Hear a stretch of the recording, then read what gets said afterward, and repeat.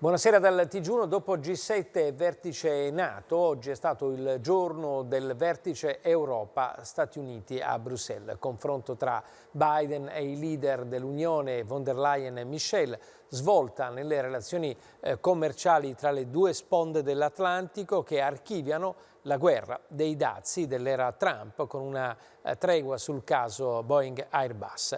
E ancora una volta lo sguardo è rivolto a Cina e Russia. Il servizio d'apertura è del nostro corrispondente Gabino Moretti. Insieme Europa e Stati Uniti rappresentano 800 milioni di persone unite dagli stessi valori di democrazia e libertà, affermano nella dichiarazione finale Joe Biden e i vertici dell'Unione, Ursula von der Leyen e Charles Michel.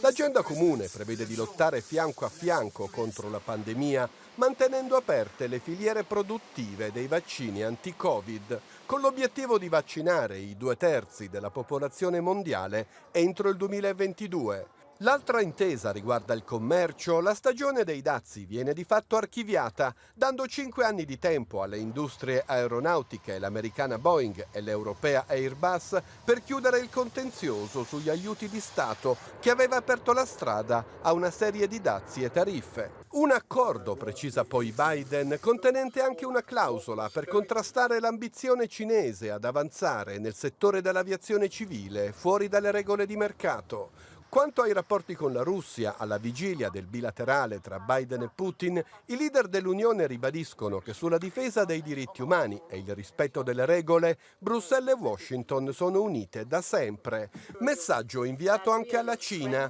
ribadita una rivalità sistemica fino a che Pechino non cambierà rotta sulla disinformazione e il rispetto dei diritti umani.